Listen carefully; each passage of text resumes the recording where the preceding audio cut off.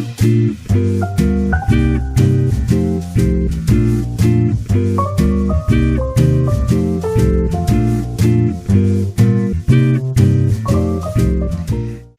evening, Toastmasters District 10. My name is Sandra Orland. I'm your Program Quality Director for 2022 to 2023, and I welcome you tonight to our Zoom Host Masterclass. Raise your hand if you're a little worried about Zoom hosting. There's nothing to worry about. I promise you tonight you will get some hands-on, you'll get the best information from our speakers, and you'll be comfortable and confident to run your next Zoom host. And what's better than having someone else in your pocket anytime you need them? I can't tell you. But let me introduce the hosts for tonight. I have, maybe it's Monty in your pocket, or that heart in your pocket, all kinds of hearts. Tricia Speyer, Distinguished Toastmaster, is our immediate past district director, will be one of our hosts tonight, as well as Alicia Smith-Kirk, also our Distinguished Toastmaster, past district director. They have brought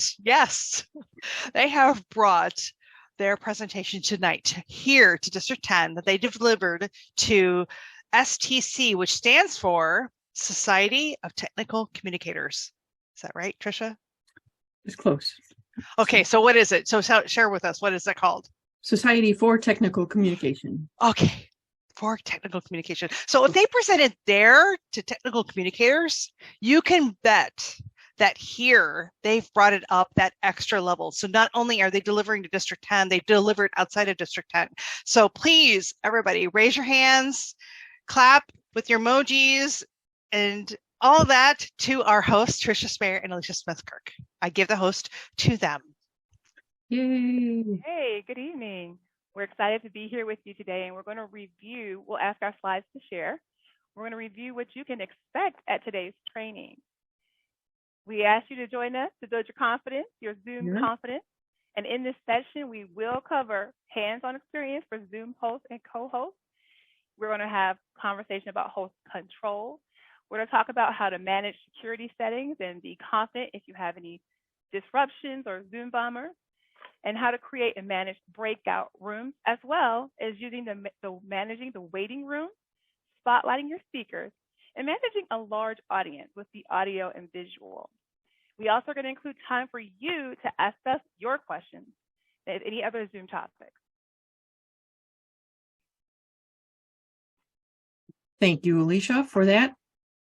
I will be covering the host and co-host features and what you get as a host and a co-host. And we'll be talking about these features first, and then we'll go into the hands-on in a few minutes. But first, we just wanted to orient you. Hopefully, you have been to enough Zoom meetings where you know how to enter a room. You're here. Congratulations. You have attended meetings in Zoom. You've used the chat. You have all those basics down. But when you become a Zoom host and co-host, you have special powers. And at the moment, I am the host of the meeting, and Sandra and Alicia are currently co-hosts. And we'll be making you host and co-hosts in a little while so you can see what we are talking about. First of all, we would like to recommend that if you have the Zoom application on your computer, I'm using it on a computer, maybe it's on your phone, the application, wherever you are using Zoom, keep it updated, because there are security updates, security patches, and they're always adding new features to Zoom. Also, you want to be compatible with your meeting. For example, when I attended the district leader training last year, they were using some features that were only available if you had the newest version of Zoom. So you want to keep up to date and use all the features that your facilitators are going to be using. So as a host, you see extra things on the bottom of your screen. So right now, you might see perhaps just your mute button, your stop video, maybe a participant button, a chat, the share screen, the record, and the reactions. As a host, you get this security shield, and you'll see a breakout room feature as well. And if you're the host, there are some new features such as apps that we won't be talking about today because your license has to allow for these plug-in apps like whiteboards and connecting to other things. We won't be talking a lot about that, but you might see that on the bottom of your screen if you are a host. In any case, when you're a host, you can make as many co-hosts as you want in your meeting.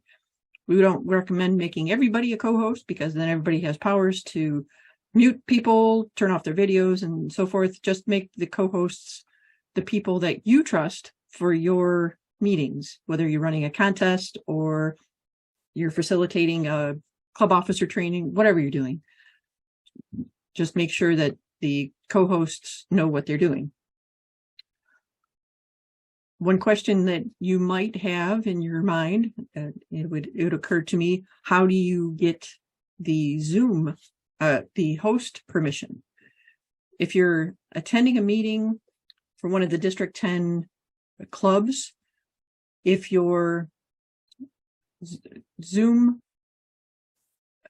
account holder has given you the host key, you would be able to claim host even without that account holder being present in your meeting. So for example, if I attend my regular club meeting, I just sign on and everybody's just a regular participant in the meeting usually. Sometimes you want the host capabilities, or it's a good idea to keep host capabilities if you want to record the meeting or enable the waiting room and so forth. So sometimes you want to get that host capability, and what you would do is click that participants button at the bottom of the screen. There are 3 buttons that go across, and I'm not seeing it on this screenshot here, but if you click the participants button even right now, there's a, no, it's not going to see that because I'm already the host. If you enter a room without a host and you click the participants button, there's a button that says claim host. If you have the host key, which is a 6-digit code, you pop that in and it has a blue button that says claim host. All of a sudden you are the host, and then you can make as many co-hosts as you want for your meeting. All right. You need to have the desktop or application client on your device versus joining the Zoom meeting through a browser, because when you attend a meeting, you can easily attend through a browser without loading any software on your machine. But if you want to be a host, you do have to have the software on your computer or your mobile device. When you are a Zoom host for these big events, I personally don't recommend trying to do it from a mobile device because it's a really small screen and you won't be able to see everything on the screen, and it's not fun. So try to do it on a laptop or a desktop computer if you possibly can. And when you are using Android versus, Windows versus Mac, you should be able to see most of the same buttons on your screen. So only hosts can make other co-hosts. I think that's still correct. Zoom keeps updating things all the time. And to make somebody a co-host, so if I wanted to make Alicia a co-host in this screenshot, as an example, I would hover over her name and there would be a blue button that would pop up, and it says it has a drop down that will occur and it will say make co-host. So I would click that, and then all of a sudden Alicia is a co-host, and then she can see all these extra buttons at the bottom of the screen. All right. Questions about making a host, co-host? Anything right now? If you do have questions, you can pop them in chat. We can address them later as well. I'm not looking at the chat right now, so if there are questions that pop up, perhaps Sandra, if it needs to be answered right away, I can take the questions from Sandra. Okay. You betcha. There's one question. Can a tablet work? A tablet can work. It's still pretty small, and your controls are they're still not as, I want to say, not as accessible as a laptop. So if you're going to be a host for something important like a contest, do it on a laptop, do it on a desktop. That's all I'm going to say. Or give the host control to somebody who has a regular computer. You can do it, but it's not a lot of fun. I know somebody, Eugene, who does it from his phone all the time, but he does Zoom meetings all the time and he can do that, but I don't find it very fun. Right. So if you do want to record a meeting, like Sandra did for this meeting, there's a button at the bottom of the screen. The host has to grant permission for anyone to record. If you are running a contest, for example, you might or might not allow recording during the meeting. If you have a large audience, you do not want everybody hitting record necessarily. What was I going to say about that? The participants in the meeting, if they do hit record, it is going to record to their local machine. Only the host can record to the cloud, and the only cloud recording goes to the Zoom account. So this meeting tonight is on the program quality director, Sandra's Zoom account. And when this recording gets uploaded to the cloud, it gets accessed from the Zoom cloud. Only the host can allow anybody to record to the cloud. Everybody else, if they're recording, multiple people can actually record. They can record to their computer. And what happens is you click the record button, you record the meeting, and then once you end the meeting, everybody has to exit and the meeting closes. Then, and only then, will the recording process and download to your computer. So if you're ending a meeting and you have recorded it, don't shut off your computer right away.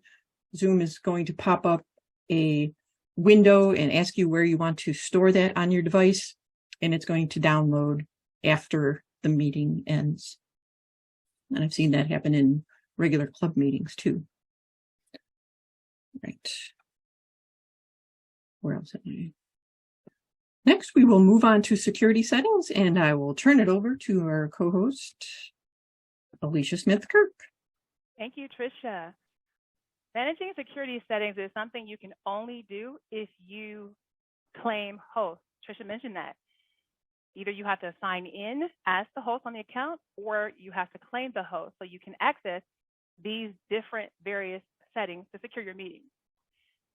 You'll see here at the top, the 3 red arrows. You can lock the meeting. Remember a time when we first had our very first online district contest and conference, we had table topics. And we had decided to lock the meeting, but then we started getting all these messages that people who were trying to enter the room could not access the meeting. And really, we just needed to go ahead and make sure that we paused and that the tabletop participants were in a breakout room. We didn't have to lock everyone out. We could leave the guests in the waiting room. And Tricia will talk about that in a bit.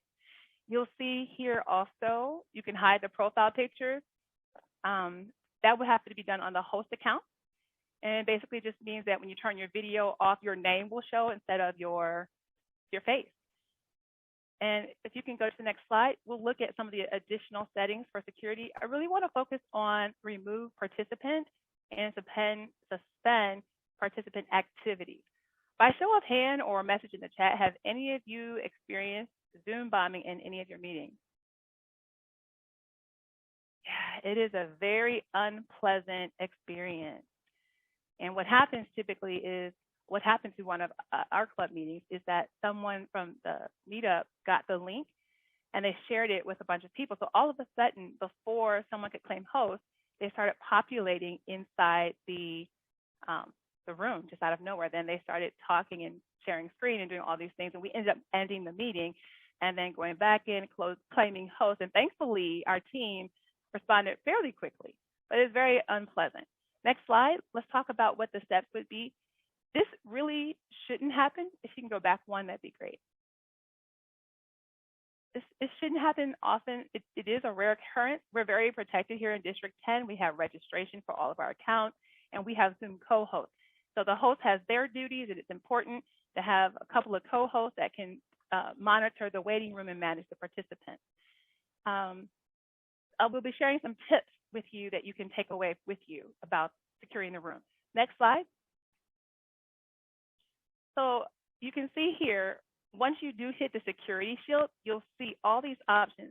The remove participant, you'll be making sure that once you're in the Zoom meeting, you manage participants on the Zoom toolbar at the bottom of your screen. Your mouse is going to go over the participant name that you want to remove and the participants list. Now I'm going to go through this in the step-by-step, but then I'm going to show you what it looks like when you'll see it. You're going to click the More Fly Out menu and select Remove. And then the participant should now be removed, but then they will not be able to rejoin from the same device. Let's go to the next slide and look at what will we see. You see the participants box, and you see Don in the green with the green D. And next to unmute, you'll see More. And you see the options that a co-host or host would have to manage participant Don. They could decide to remove Don.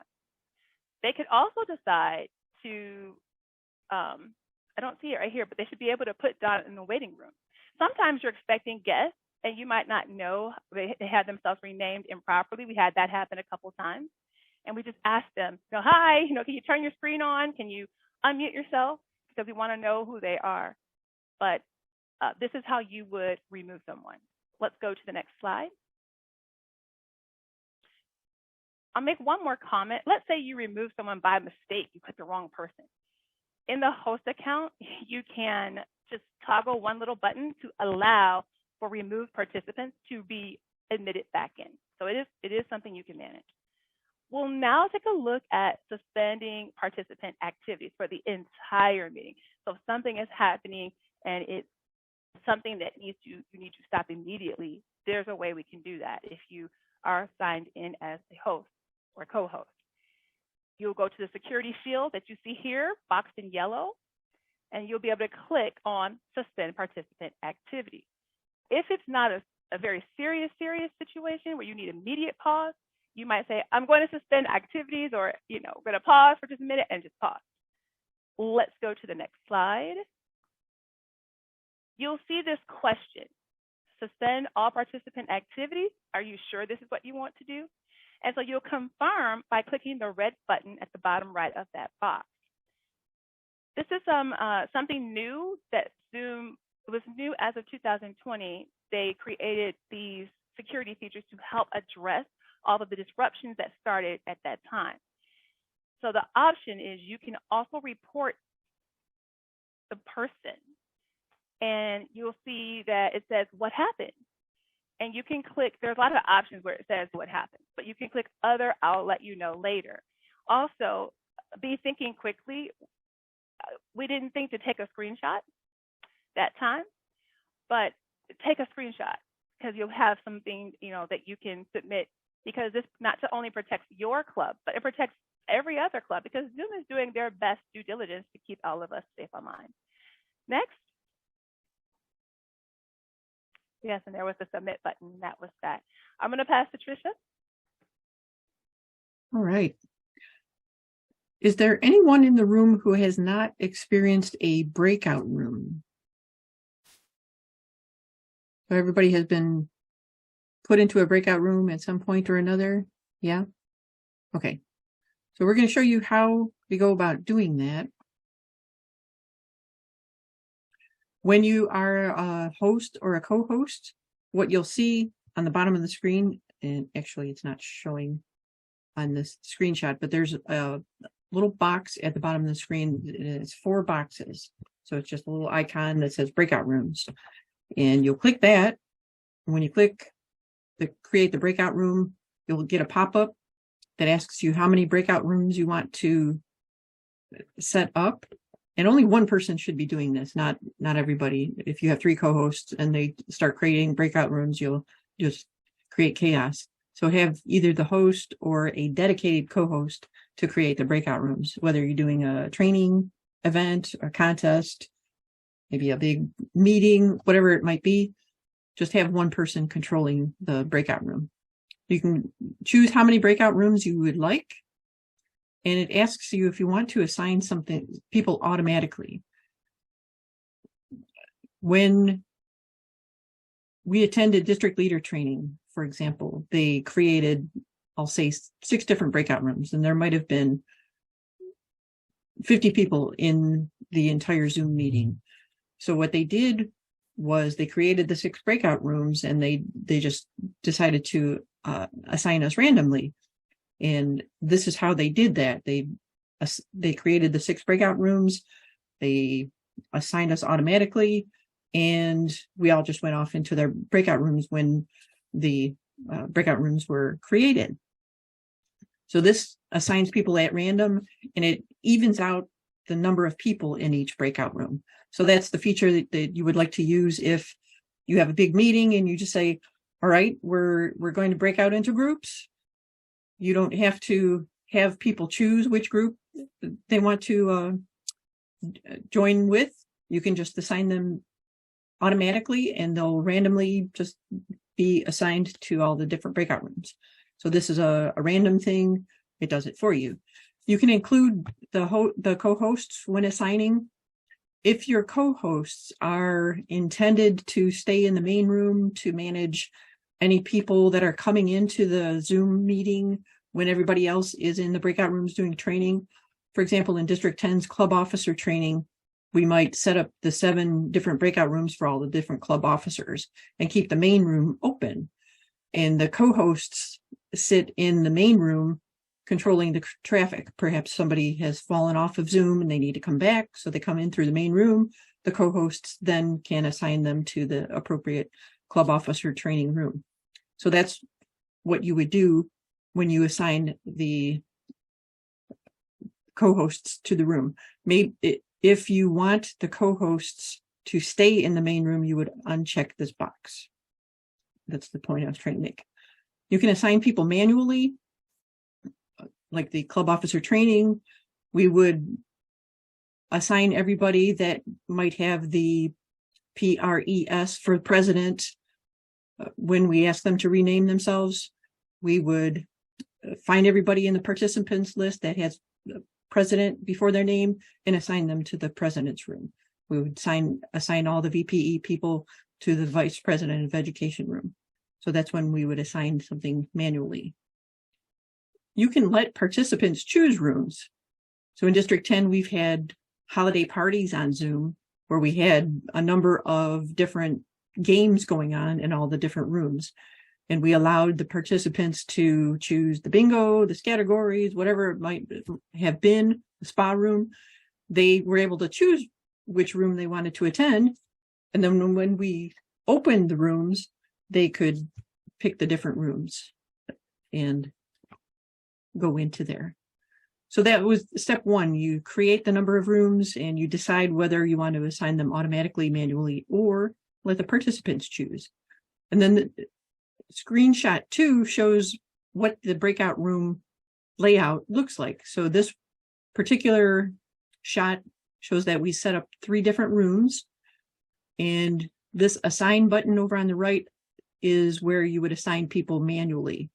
And what would happen is above this room number, you would see the participants list, and you can choose somebody. Let's say I wanted to assign Sandra to the VPE room. I would find Sandra in the list, click her name, and click assign. And that's how I would assign people to the rooms. Once you click this blue open all rooms, anybody assigned to a room would get a pop-up on their screen, and they would click that, join whichever breakout room, and off they go into the other room. At this point on the screen, you can actually add a room if you forgot to add Sergeant at Arms or something like that. This recreate button, this is something that you might do. Let's say we were doing a club officer training. We've completed all of the club officer sessions. All the 7 groups have come back. We've reconvened. We're still having different training going on. Let's say that somebody is doing a presentation. Now we want to break out into discussion groups. we can recreate the breakout rooms. They will no longer be called president, vice president of education, and so forth. They would be reassigned the whatever names that we want to call them. So you're starting from scratch when you recreate the rooms. So you don't have to reuse those breakout rooms if you don't want to. And over in screenshot 3, if you hover over the name of the breakout room 1, you can rename it. If you don't like whatever you called it, you can delete a room. And of course, you can assign people. And this screenshot 4 shows renaming a room. In screenshot 5, what we did here is a debriefing room. So you'll see a couple of participants in this list. There's a checkbox that comes up next to a person's name, and that's how you assign them to that room. And then down in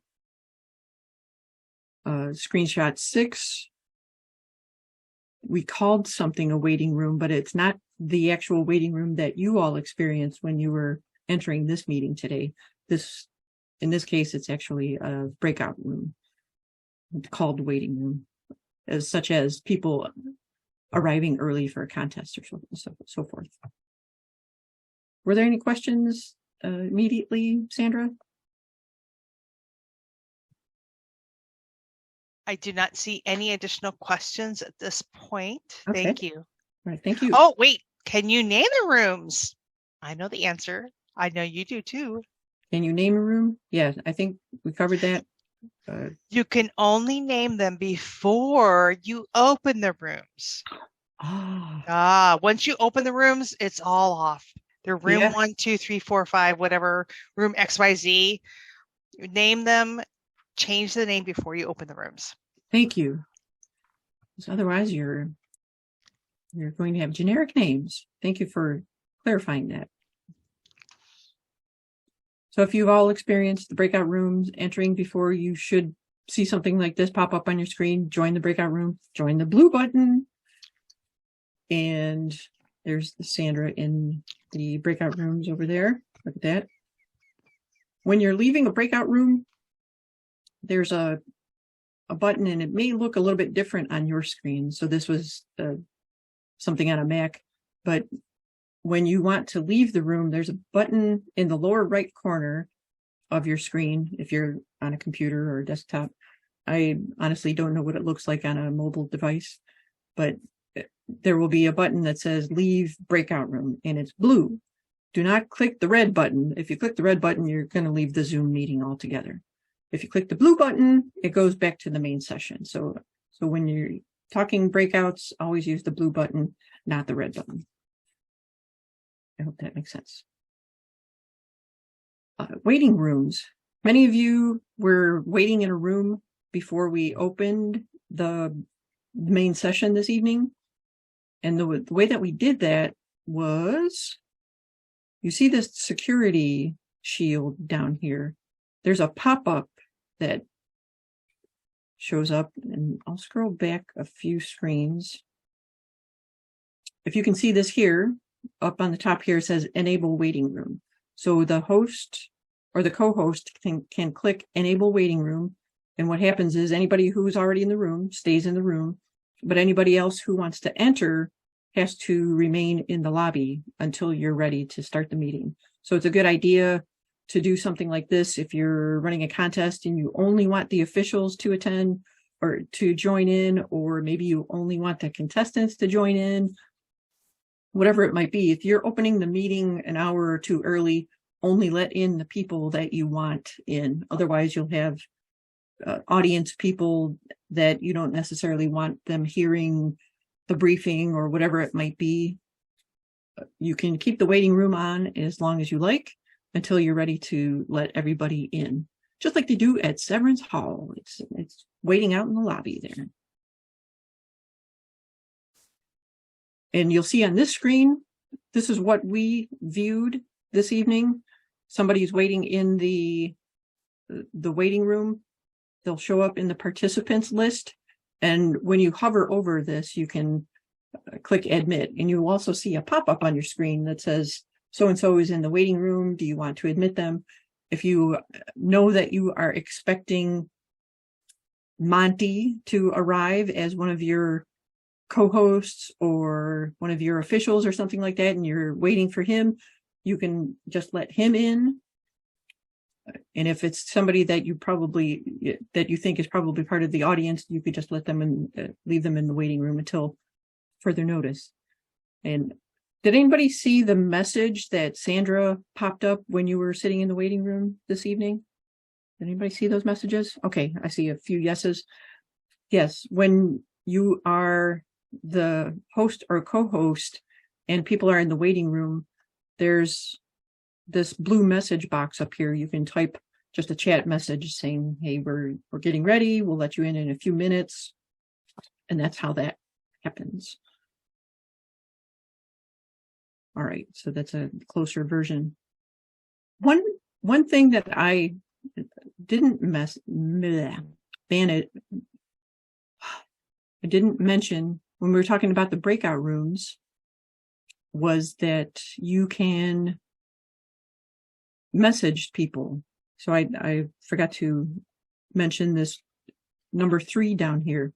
So in the main room, if you're the host or co-host, you can send a message to everybody that's in the breakout rooms. So let's say we're doing that club officer training again, and you want to let everybody know 10 minutes left. You can send a message. You can type it in a chat and it'll pop up on their screen out in the breakout room. It'll pop up and it'll kind of fade away. But there's a new feature that I showed Sandra one day. And what you do is you just hold down your B key on your computer and you broadcast to all of the audience members in the breakout rooms and let everybody know 5 minutes left, or somebody won a prize, or will Bill Smith come back to the main room, whatever it might be. You can just make that announcement. It's your PA system, and it's a pretty cool feature. And they'll be able to hear it even if they don't see that little pop-up message on the screen in the breakout rooms. Okay. And one more thing here. If you have attended any District 10 events, you probably have seen this where we spotlight speakers. So in this case, I have spotlighted Alicia, and there is a control on the participants list. When you're a host or a co-host, you would hover over their name off to the right. There's a drop-down menu, and it's the same menu that we showed you a few slides back. Let me pop back here. All right, so this pop-up menu, the same one that you could remove people. You don't always want to remove people, but you can spotlight that person. So what I did, if this were Alicia's name instead, I would click that more button. Your pop-up menu comes over and you can spotlight their video, and all of a sudden their image shows up better, larger than anyone else. And you'll see the rest of participants up above on the top of the screen. And I'm not sure of the answer, but you can spotlight 4 people or more than that. Do you know how many, Sandra? Yes, you can spotlight as many people as your heart's desire. Okay. It used to be a limit of 4, but I believe there's more allowed now. All right. So that depends on the size of your audience's screen too. If they're looking at your meeting on a phone and you have spotlighted 18 people, they're probably going to show up, like ants. If you have a large 25-inch monitor on your screen, you probably could see 18 people spotlighted, but it's still a lot of people to try to look at. So if you have a panel discussion, this is a perfect use for a spotlight for the speakers. When you're running the contests, we tend to spotlight the contestants. And if the contest host is interviewing the contestants, we'll spotlight both of them so we can see both of them on the screen at the same time. And it's just a better experience for the audience. Right. Moving right along. I'm going to turn it back over to Alicia to talk about large audiences. Thank you, Tricia. When you're managing a large audience beyond the club experience, for example, your contest or your TLI or the district conference, you want a team. So beyond your host, you want multiple co-hosts depending on how large the audience is. Let's go to the next slide. Here you'll see the focus on the end user experience. That is the contestants, that's the audience, and you'll notice how we have been encouraging, even in this Zoom meeting, you may want to look at speaker view. And I'm sure most of us here today are very familiar with the different views, but surprisingly, it was something that did or could throw contestants off. So it's a great idea to take some time in the briefing and practice to make sure each of the contestants has decided, can they pin the timer? Do they want to see themselves in the speaker view or in the gallery view, and to have that opportunity to practice their own experience? You'll notice here that we are sharing our screen in gallery view. And so, for example, if there was an award certificate there at the end of a contest and the presentation was being made by perhaps the host of the event and perhaps a dignitary like a division director, then we would see them. And this is a great example of what it would look like. So even for you right now, you can decide how you want to view this meeting. Do you want to see the speaker? Do you want to see the gallery view? Also, it's not really shown here, but one thing that's really neat about windows is that they stack one on top of the other. So just stacking, stacking, stacking. If you want to have your own script behind the window, you can come out of exit full screen. And that's another thing that enhances your view or your needs as perhaps a facilitator. Let's go to the next screen. The 3 dots are recurring themes, and they're the ellipses that always gives you access to more. So when you see those 3 dots, dig in. Here you'll see additional functions that participants in the participants window if it's enabled in the host account. Have some of you been in a meeting before where other people were showing different emojis, and when you went to go try to show it, you couldn't do it? That's happened to me before too. Some of it depends on whether or not the host has which features enabled, the host account holder. And some of it depends on what device you're joining from or whether or not you actually have the latest version of Zoom updated. I don't know if they still do this, but they used to. When you log out, they'll prompt you, update Zoom, and then you just click it. It's literally 60 seconds, so quick. The question I have for you is, have any of you been in a meeting where you've been interrupted by someone ordering dinner or doing something else because they're unmuted? Show of hands. Yeah, definitely. So this is where the co-host can kind of help everyone feel more comfortable. If the co-hosts are paying attention and managing those participants, they're really looking in this participant window. And right now we just see 2 names. But literally, if everyone right now will try this, go to your participants box at the bottom of your Zoom screen, and you'll see at least 10 names right there. And you can scroll down for all the names that you want to see. I have found even with 100 people, you can quickly see who is the participant that has their sound unmuted. Where the arrow is with the green, do you see that green? It goes up and down, and that shows you that in addition to the speaker who should be speaking, we're hearing feedback from this person and that person. So as co-host, you would just be going by, click, mute, mute, mute. So that protects the recording or the integrity of the contest. So that part's pretty important. Now you could just mute all, but you're going to be muting the contestant. So it is easy with a little bit of practice, and it's a great tip to take away. Next slide, please. I think we're all really familiar with the microphone and camera settings, but I still will cover it briefly here. The microphone is where you are muting yourself, and most of everyone here has himself muted, and you will click it to unmute it. You'll see that arrow key that's right next to it. You have a lot of options, and I was playing with those options before we started today because I have my headset on, and I wanted to decide. Mine said Logitech when I connected to it, but you want to test it out, and I did, and Sandra and Trisha let me know, oh, it's a little echoey here, or we, so you play with that. So, and when you go into audio settings, you'll see input and output, and you can determine if you want that to be managed for you automatically, or if you want to take manual and make it louder or softer. That's up to you. And you can see in a little bit larger view the start video with the arrow key up. And this is where all of us who do have the virtual backgrounds on today, which I see some cool ones, we went there to choose a virtual background, and we added the District 10 ones today, but there's many you can upload and add. So you have video settings there as well. You can do many things there within the video settings. And let's go ahead and go to the next slide. So that's all I'm going to cover right now for our purposes. And if there are any questions, please put them in the chat box, or we will address it in the Q&A. I'm going to pass over to Trisha to go deeper into the audio issues. Thank you, Alicia. Let's say that you're hosting a contest and you're testing the microphone and speakers with your contestants and your participants. And for some reason, you just cannot hear your contestant.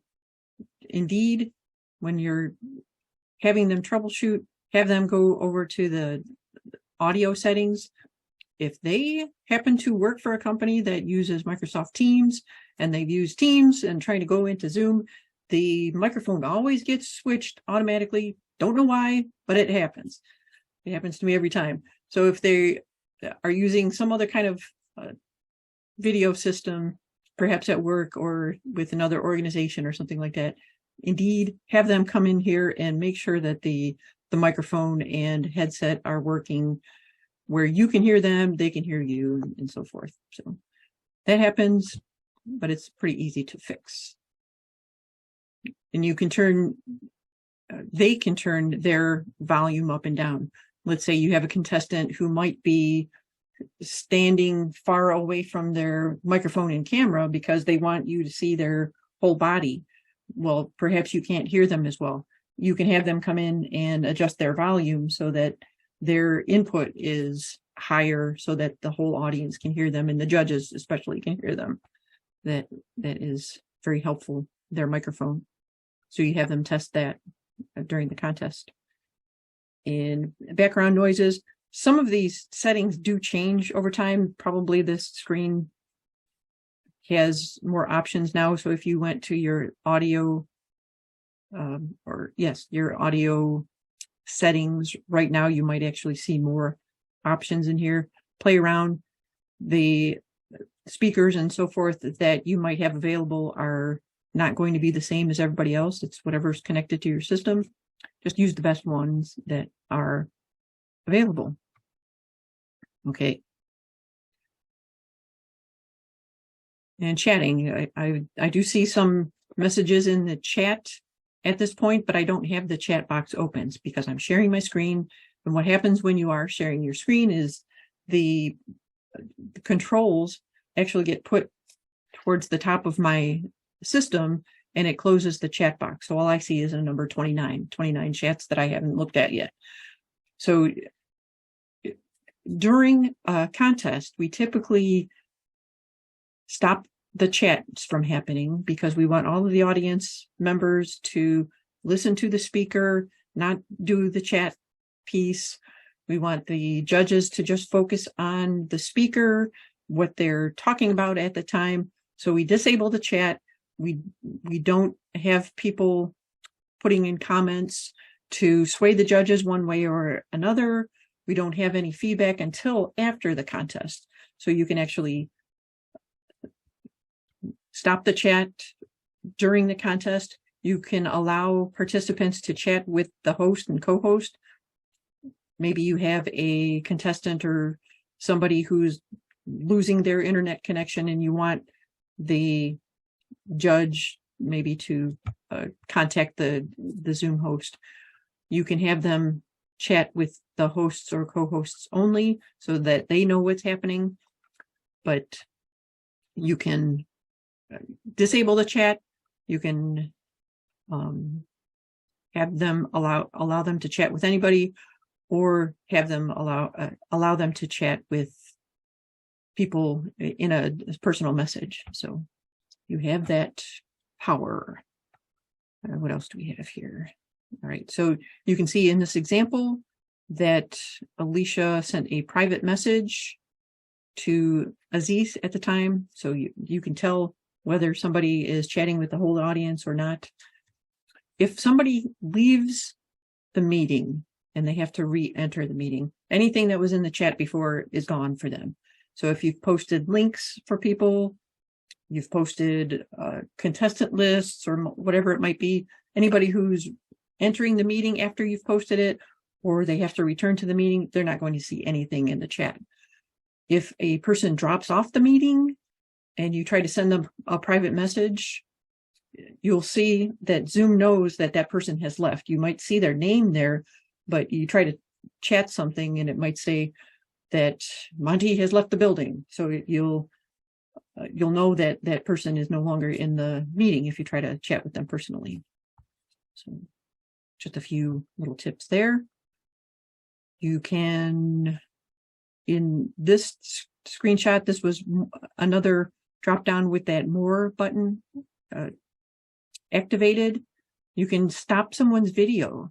So when Alicia was talking about muting someone, if you're running a contest and you want to keep the bandwidth issues in check, you only want the contestant on screen and perhaps the timer, and somebody is trying to enter the room and they've got their video on and they're dancing or eating breakfast or whatever it might be, you as a host or co-host have that capability to stop their video. And it used to be, I'm not positive at the moment if this is still the case, but if you stop someone's video, they are not able to restart their video. Do you know the answer to that, Sandra? I do indeed, and you are correct. The user cannot start their video until the host allows them to restart. The host must ask them to restart their video. Okay. So beware, Zoom hosts, if you stop someone's video, that individual person will not be able to restart. Yes, thank you very much. That's important for the contestants. If you happen to have shut off everybody's video and they're trying to start it because they're a contestant, you have to allow them to start their video, and then they need to click that start video button once again.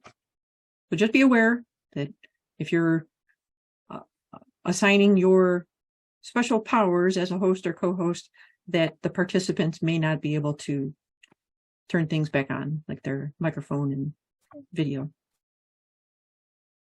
When you're screen sharing, like I am right now, has anybody done screen sharing? Is it okay?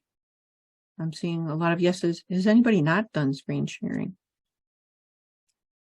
Do we have any yeses? No takers. Looks like everybody's done screen sharing, so you already know what that looks like. When you are sharing a Google Slides presentation like I am, or a PowerPoint, the tip is to minimize Zoom, have that presentation set up in the presentation mode, not the slide mode, so that you can see all the slides on the side. Like it's saying where it says Safari over here, you can see all the slides on the side. If you're running a contest and you put your winners certificates over in these slides and you start your screen and everybody can see the certificates, they all know who won before you start sharing your presentation. So minimize your Zoom, start your presentation in full screen mode, put your Zoom screen back up, and then start screen sharing. So you'll have your presentation all polished and running perfectly before you start the screen sharing. So there's a little tip for your contests right there.